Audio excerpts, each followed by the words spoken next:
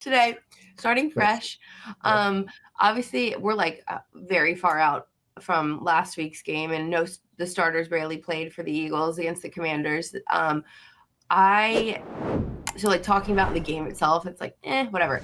But what I really wanted to know was like the strategy and the mindset and the philosophy behind coaches giving their starters a rest in these games that might not matter or could matter depending on if there's a win or a lose on another team when they don't control their own destiny in a certain situation or whatever. Right. The sitting versus starting their starters. Yeah, I mean, I think most people understand, and you do, that there's a conversation of seeding Yeah. versus health. Yeah. Right. And I think every head coach has to kind of make that decision as to what he's going to prioritize based on starting with the fact of what's the reward if we go chase this, and is it worth the risk? Right. Mm-hmm. And I liked what Nick Sirianni said last week, which was basically the only thing I can guarantee is health if I rest my players. If I don't rest my players and we go after the number 2 seed and Chicago wins, it doesn't matter. Right. And what happens if one of his top players goes down? Yeah. I mean, to me, I would never criticize a coach for that, for either decision. Some coaches believe you just go for it. It's a 17-game schedule. You play all 17 games that way. Mm-hmm. And I understand that too. But at the end of the day, I like the fact that Nick's teams are always as healthy as possible heading into the playoffs. I totally get that too. And I probably would have done the same, I think. But my other question was, Devontae Smith did play for a little bit until he got his 1,000 yards because of like incentives and that stuff. But remember last year they shut Saquon down, even though he could have got the rushing record? Yeah. So like, what's the difference there? I think the difference, I'm guessing, is that Nick had a conversation with the player. Okay. So like man to man, what are we going to do? Yeah. Like, how important is this to you? Is there a financial reward? Right. How should we handle this? Because we also want to protect you. And it's 2 grown adults having a conversation. And I'm guessing Saquon was like, I'm good. Like, give me some rest. And I'm guessing Devontae was like, hey, I got a pretty good number coming in here. And because it was funny, you could see when Devontae came off the field after the catch that got him to 1,000, who was the first guy there with a big hug. And you could see Nick and Devontae giggling and laughing and talking because their plan worked. He got the bonus and the 1,000 yards, and he stayed healthy. I have to say, betting on FanDuel was really fun last week because knowing everyone's incentives, you like felt like you could bet on those things. How did you do? I did great because for some reason I decided Keenan Allen was going to get everything he wanted just because like Chargers were not playing a lot of their guys, and I don't think and so I was banking on him because he's like a veteran too, so I was like, he's going to get what he wants, and he had like 3 different things and he hit them all. It was great. So he won and I won. Well, that's pretty good given the backup quarterback and everything, I know. They had Trey Lance in there. Yeah, but he's good. Well, I mean, he was the 2nd overall pick San Francisco traded up for, and he never panned out. So it's a good thing San Francisco took Brock Purdy in the 7th round of the same draft. Okay, wait. Brock Purdy, and that's obviously what we're going to talk about. Eagles have San Francisco this weekend, in the wild card weekend. Yep. Brock freaking Purdy, he has been showing out lately. Like, what's his upside to you? I think he showed it. I think what's really cool, I think, is there's a good marriage there between the head coach and the quarterback. And like, not every coach knows personnel, but it looks to me like Kyle Shanahan understands the kind of quarterback that fits his system the best. And fit is the perfect word. It's so important to me. And what does he do? They go out and get Matt Jones as the backup. And when Purdy went down, he played really well. Mm-hmm. You know, you can go back 30 or 40 years when Joe Montana was a third-round pick in San Francisco and became a Hall of Famer because he ran that West Coast offense with Seifert and all those guys. I mean, oh my goodness. If you get the right kid and the right fit, it's pretty cool. And I think that's what it is. I think Purdy started like, I forget, 50 or 60 games at Iowa State. Nothing bothered him. He had nothing to lose. Last pick in the draft. And I think what is underestimated about Purdy, everybody talks about he's a system guy and, you know, blah, blah, blah, which we just talked about. Mm-hmm. But he's also a really good athlete. Like he can get out and extend plays and cause problems. And that's actually something I heard Vic Fangio talk about this week. And that's something the Eagles are very cognizant of. Okay, so how do you think the Eagles defense is going to match up against the Niners offense then? With also a point being that I guess Sirianni his method did work in resting his starters and keeping his guy healthy, given the fact that majority of the Eagles players are healthy this game. Yeah. Coming into this week. Even Lane Johnson looks like he's a go, and the 49ers are still really beat up. I was looking at the injured reserve list the other day, and the only starter that's on IR is Andrew Makuba, I believe. Mm-hmm. And, of course, Lane Johnson's a maybe. Yep. You know, and the 49ers have Trent Williams, who's a Hall of Fame left tackle, who's a maybe. Yep. The matchup as far as the Eagles' defense with San Francisco's offense, I mean, we just talked about Purdy. Mm-hmm. They're beat up at wide receiver. Ricky Pearsall may or may not play. Mm-hmm. So they don't have a difference maker at wideout. They have some solid guys. They have like a lot of guys, wideouts, though, that are like decent. Yeah, like Juwan but Jennings, not like one. Yeah. DeMarcus Robinson. Guys can play. Mm-hmm. But so you look at it and you start to say, who can hurt you? And, you know, the quarterback we talked about, Kittle, he's been on the injured list. I think he's going to play. He's a difference maker. But really, it's Christian McCaffrey, you know, and if they're going to find 25 to 30 touches for him, and they're going to find creative ways to get him the ball. And he's the guy that if he gets 30 touches and goes off, it's a problem.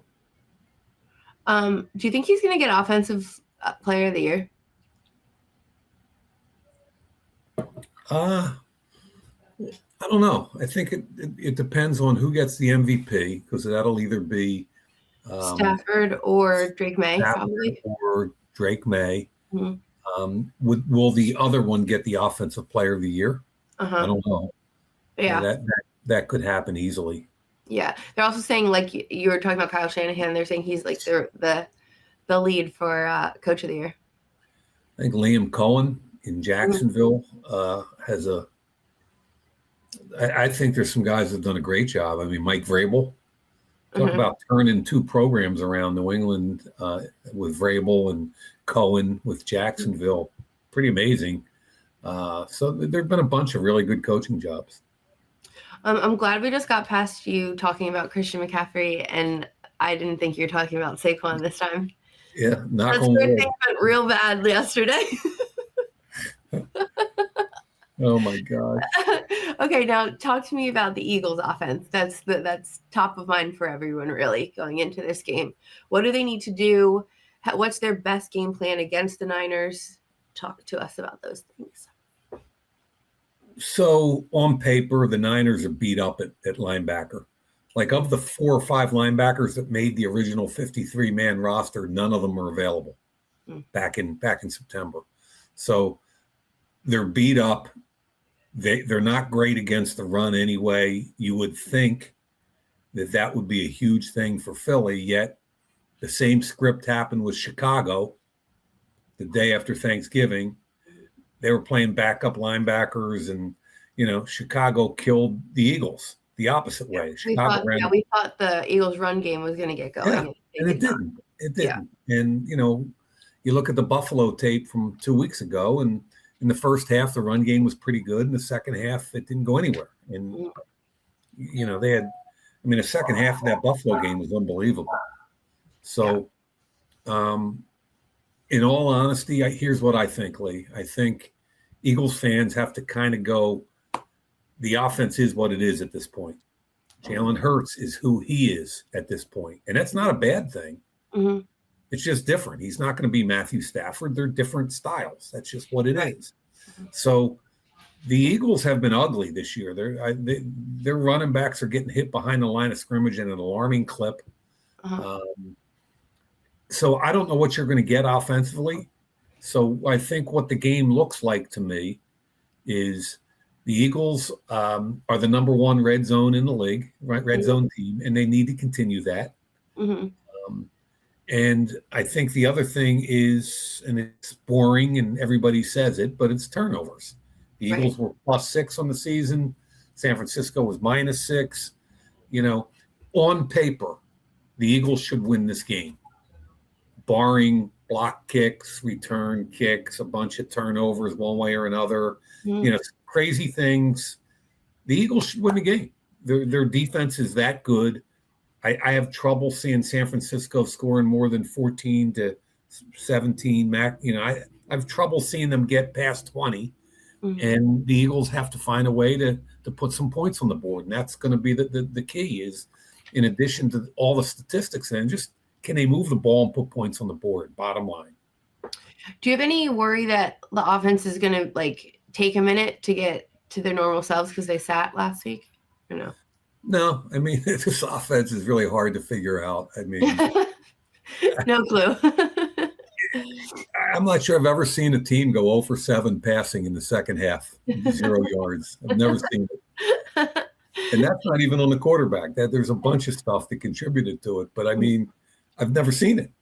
And okay, well, this makes sense as to why I'm a little bit stuck on part of my FanDuel ticket that I'm going to make this weekend for the Eagles game. And that's what I wanted to talk to you about. Here, let me pull it up. So the spread's 4.5. I don't want to play with the spread. I'm too confused by that a little bit. I'm going to take the Eagles money line. And I think I'm going to take the under. It's 44.5. But I also wanted to add in receiving yards for somebody on the Eagles.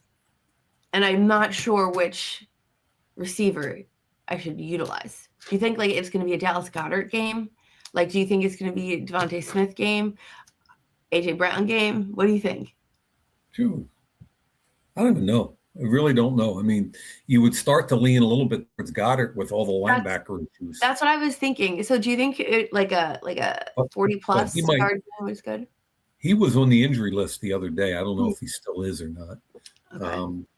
But Goddard just seems like every game's going to get 4, 5, 6 catches and a couple of dunks, you hope. Yeah. Okay, then I'll probably do that. That'll be my ticket. So that's good because you can blame me if it doesn't work. That's what Dad, it's wild card weekend week, and you're still not understanding what I do here? I kind of do, yeah. Okay, that'll be my ticket. I think I feel good about that. Do you agree with me that the spread is too much of an in-between number to go with? 4.5?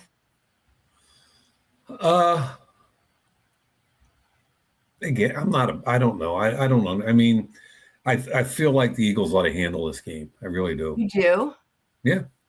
Okay. Well, there you have it, people. If you are leaning towards taking the spread, take the spread. I'm a little scared. Honey, I don't bet. You're the better. You have to take responsibility for where you're going. Wait. So I want to show you something. There's this. I'm just obsessed. I live in LA. I think people know that now, but this made me miss Philly so much. Hold on. Can you see this? So a restaurant in Philly released emails that they had with a 49ers fan. So an Eagles bar denied a bunch of 49ers fans from coming on Sunday to watch the game, like a watch party. So this is the email exchange. And this is probably the second email. So this is from the 49ers people. Hey, blank, nice to meet you. Typical on Friday night, it's the first night of the takeover weekend for Niners fans. So anywhere throughout the night, we can bring 100 to 200 people, give or take. This being a big game, I'm thinking 150 to 200, and that's a rough estimate. So this group is trying to bring 200 people to a restaurant to make them money in Philly. But because they admitted that they're Niners fans, the restaurant, it's a ladder 15. It's like a bar restaurant. And this is so like them, and I'm obsessed with that. They said, after very little consideration, we cannot, in good conscience, host anything that has to do with the 49ers. We're Bird fans till the end. We bleed green. We back our team even when it comes at a cost. Only reason I wish you luck is because the 49ers are going to need it. Enjoy your time in the city of brotherly love. Go Birds. That's a classic. Isn't that amazing? My favorite part of that is the first line, the first 3 words or 4 words, after very little consideration. I know. I'm so obsessed with it. And it was classy too. It wasn't like they were calling them out and using bad words. It was just really professionally well done. Like, no friggin' way. I'm obsessed with it. I really love it so much. It's just so Philly. I love that. I know. And then real quick, a little bit of a pivot. I wanted to talk about Black Monday and all the coaching firings. Yeah. There are 7 head coach vacancies in the NFL because of all the firings of Black Monday. There's 8 now. There's 8 now, honey. There's 8 now? 8? Yeah, Miami. Yeah, you're right. Thanks. Mike McDaniel. So this happens in the NFL, and this also unfortunately always happens in real life too. If you're hiring for your company, this is a busy time of year for you because you've got new 2026 goals, which means finding the right people to accomplish them. Unfortunately, you have new hiring challenge for 2026 too, just like all these 8 teams we just talked about, filling specialized roles or identifying quality candidates for a huge pool of applicants. But thankfully, there's a place you can go that can help you conquer these challenges and achieve your hiring goals, ZipRecruiter. And right now you can try it for free at ZipRecruiter.com/audio. Let ZipRecruiter help you find the best people for all of your roles. 4 out of 5 employers who post on ZipRecruiter get a quality candidate within the first day. See for yourself. Just go to the exclusive web address right now, and I'll put it in the podcast comments too, to try ZipRecruiter for free. ZipRecruiter.com/audio. Again, that is ZipRecruiter.com/audio. The smartest way to hire. Unfortunately, I don't think that these coaches and these teams can use ZipRecruiter for their hiring. I know they use a lot of consultancies now these days, but yeah, a few of them probably should use ZipRecruiter. I know, actually, that might be a new niche. Specialized roles. You might need a head coaching GM option. But there's 8 openings right now in the NFL, head coaching wise. There's 2 GM roles too. But out of the 8, what do you think is the most like attractive job for a head coaching candidate, and what do you think is the least attractive spot for a head coaching candidate? Well, I think that among the best ones are the Giants. Mm-hmm. You got a potential franchise rookie quarterback last year, Jackson Dart. Mm-hmm. It's stable ownership with good people. I know that for a fact. They're really good people. Mm-hmm. So you start with stable ownership and a quarterback, and you got a chance. You know, and they're usually patient. So I love that job opportunity. Mm-hmm. Love that a lot. Yeah. And the Baltimore thing becomes interesting too, because stable ownership, established quarterback. Lamar is getting older, so there's going to be a quarterback succession problem down the road somewhere. Mm-hmm. But there are a lot of good players there. And that one's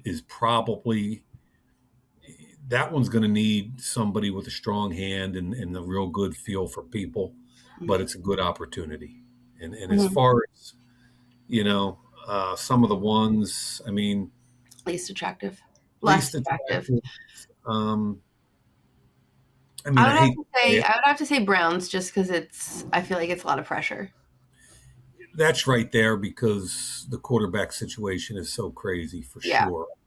Arizona, they want to move on from Kyler Murray, same situation. The Raiders is a bad deal given the quarterback and the ownership and the instability Tom Brady brings a kind of, it could be a positive thing. He might bring some stabilization to that group. I don't know, but it's a question. My only thing is, I think a question mark, like you said, is exactly what that one is, because at the same time, that could be a really good one. They have money and they have the first pick and they have Tom Brady. Like, I think that could go either way, which is so Raiders of them. Like, it could be great, it could be awful.